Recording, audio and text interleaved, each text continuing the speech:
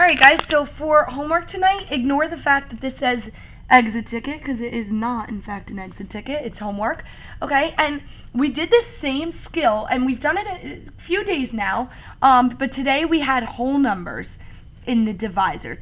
Tonight, I know it's a little different, and that's why I want to make a video to support you. So, we've been doing a lot of this. Circling this and putting an arrow here. And if you recall, we say really, well, let's look at a whole number real quick. 6 divided by 3.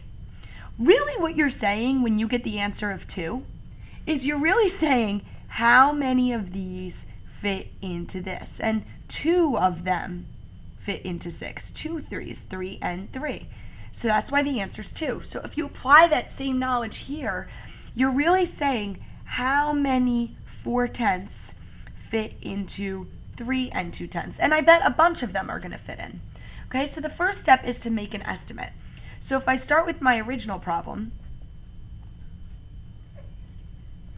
a lot of us are getting used to seeing that this is kind of like this, which is a half. So really we're saying how many halves.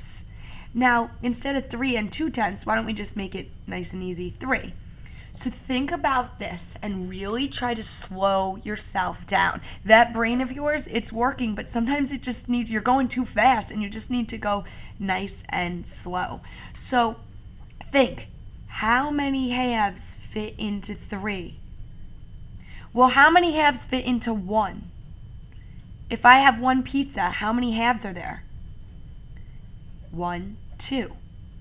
So how many halves fit into 3? Well, I'm going to have 2, 4, 6. So my estimate is about 6. Okay?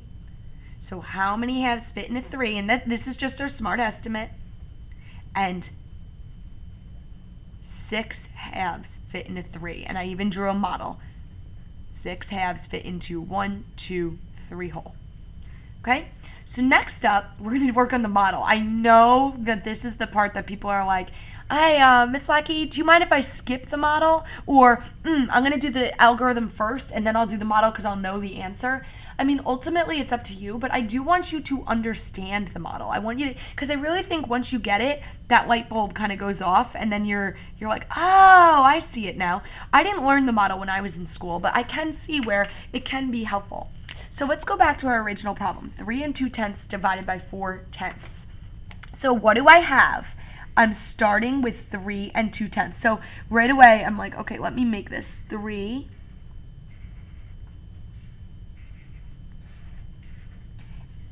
whole and 2/10.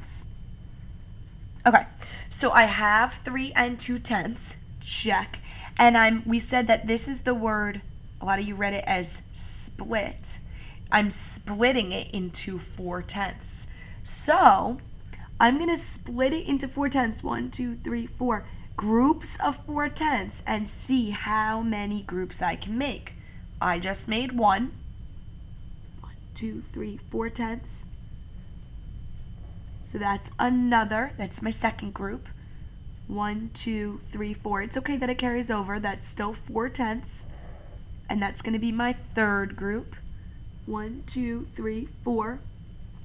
That's going to be my fourth group. 1, 2, 3, 4. That's going to be my fifth group. 1, 2, 3, 4. That's going to be my sixth group. 1, 2, 3, 4. That's going to be my seventh group. And 1, 2, 3, 4. Ooh, it worked out perfectly. I had 8 groups. So let's look at this again. 3 and 2/10 split into groups of 4/10. And how many groups were there? 8. 8 is my answer. Now, does this make sense? The first thing you should be doing is running back to that estimate. My estimate was 6. I have 8. That is very close. It seems reasonable. Okay? Next thing, algorithm is kind of a nice way to get some comfort in your answer and say, wait, is that right? 3 and 2/10 divided by 4/10. Now, another tricky thing, something new for us. I don't want to say, does 4/10 go into 3? That's like really hard. So I can give it a special power boost of a times 10. If I multiply this by 10, it's not 4/10 anymore, it's 4 whole. And if I multiply that and kind of give that guy the boost, so that's the dividend divisor. If I give the divisor the boost, I also have to give this guy a times 10 to keep it fair. Okay? It's like when one student steps up on the chair, the other one has to step up on the chair to have the same, to measure your heights. Okay? Keep it even.